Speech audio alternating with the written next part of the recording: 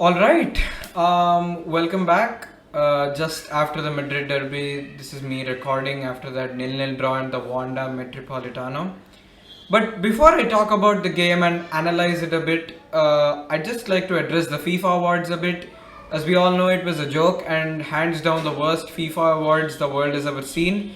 Especially the ever triggering FIFA Pro World 11 that most people did not like. I prepared a team of my own, and I just wanted to know what your opinion was on it, and I'd like to know whom you would have wanted to have seen in the squad. So yeah, feel free to comment on the team and let me know what your views were on the FIFA awards. And yeah, let's get into the league game yesterday against Atletico Madrid. I'd like to highlight some issues from the first half. One thing straight up which I noticed that was Benzema being our only marksman and being the only potential option for goals is sort of alarming. Gets himself caught with the four other defenders when he expects a cross into the box from either wings. And this defense is one of the best in Europe for years now, hands down. And Benzema gets himself caught in weird positions because let's just say that Atletico, they're known for structurally organizing themselves really well, and I think that's where they succeeded in keeping Benzema quiet for most of the game. Another thing is that Eden Hazard, he got dispossessed like multiple times in the first half. He lost the ball for a total of 11 times and is yet to produce the spark of brilliance he used to produce when he was in Chelsea. The Eden Hazard who used to use his ball progression skills and to get the ball into a position and to put a ball in for Benzema is somehow still confused about what to do and how to pull it off and chooses the safest option, which is not actually him. And I feel that Eden Hazard needs to get his shit sorted because people expect a lot from him, and I feel that Real Madrid fans who are not really patient with star signings are being really patient with him right now, because I am actually really shocked to see that. But Eden Hazard, we expect great things from him, but he's still lost. He's still not there yet. Now, talking about the starting lineup in general, I'm addressing the three midfielders here. It was Toni Kroos, Fede Valverde and Casemiro. Now, talking about Fede Valverde, I did not expect a start from him. Surely not, because I mean, let's talk about Fede Valverde in general. He's a very good defensive option in the midfield. He might not be as physical as Casemiro, but he holds off well and takes off the pressure of the back four multiple times. However, I felt in this game we could use an attacking option like James Rodriguez or Luka Modric. Okay, James Rodriguez could have been the option, and probably not Luka Modric, because Luka Modric just recovered and I didn't expect him to start anyway, just to get himself injured.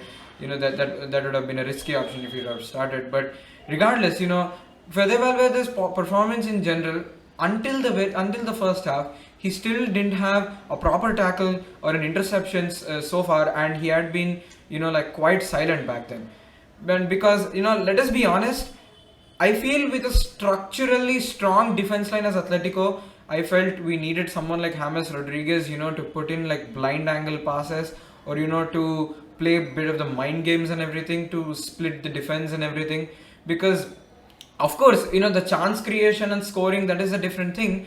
But we would have probably put up more of an attacking threat, I think, if James Rodriguez would have played, and probably if we'd have created like more chances in the first half with more pressure, I think we would have probably scored. So I expected James to start actually, to produce that spark of creativity. Fede Valverde, regardless, is a really good player, but this game in the first half, he was not really serving the purpose as such, because he had very few touches and he was rarely seen in the first half. So Fede Valverde against Atletico was like a not really option for me. Let's talk about the second half. The second half was once again a mere continuation of the first half without any change in flow whatsoever. It was once again Real Madrid being the one with the most chances created and Atletico successfully holding them off continuously.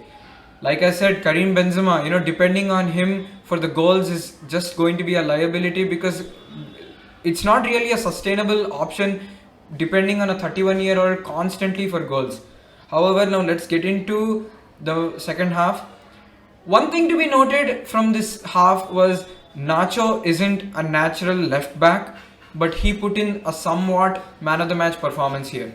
Be it the tackles, tracking back, or be it the aerial duels, put in two crucial crosses for Benzema, including the one which Karim Benzema headed towards Oblak, forcing him to an incredible save, probably the chance of the day. Like I thought about the Fede Valverde situation in the first half and not being able to produce much of an attacking threat, like I thought it was the first change in the second half was Modric for Valverde. I thought it was a good change because Modric would also get some game time after his return from injury and would also be more of an attacking option. And in my opinion, Modric did all he could. I felt he put in a 7 out of 10 performance against Atletico. And James Rodriguez was the second substitution for Eden Hazard, who was quite underwhelming and still has to work a lot before we can actually see the Chelsea Hazard in the last few seasons. So when James Rodriguez came on, Bale and James swapped positions with Bale going on the left and James coming on the right. But that also too went in vain, I guess, because they couldn't also produce much of a threat there too. In my opinion, props to Atletico Madrid for putting up a very good defensive display in that matter. Afterwards, the last substitution in the 85th minute was Luka Jovic for Benzema. I thought that was also a good swap. Benzema put in, he was kept silent by the Atletico defense. Although he did cover a lot of ground and did a lot of work than just a regular number 9. However, I feel bad for Luka Jovic because he's not able to do much because he's given less game time in general, and the one he was given against Osasuna, he literally blew his chance that night. Yeah, so this was pretty much the game summed up, And in my opinion, Toni Kroos is 100% the man of the match against Atletico, having a 93% passing accuracy, putting in a shot from distance that could have given the lead actually, and gave 3 key passes and was holding well too with 5 successful ground duels that he won. Now, where I think the problem was today was the lack of a goal scorer than Benzema, especially against a team like Atletico, a team that is all about the structural play, someone who could cheekily find spaces and try to put up chances like how Cristiano Ronaldo and Benzema used to do when Cristiano Ronaldo was here at Real Madrid.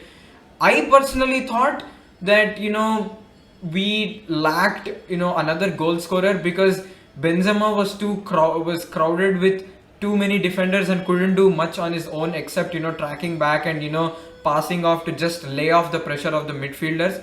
I mean, that's the only proper role Benzema could play. And the one chance he got, Oblak is a fantastic goalkeeper and he saved it. So there's no argument there.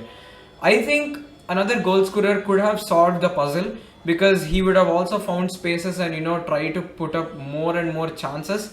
And probably with Casemiro already in the defensive option and Toni Kroos also holding, I thought James Rodriguez could have been one more potential option. So, but it is what it is, and I think that was the problem today. So yeah, thank you guys for watching, and take care, and HALA Madrid, guys.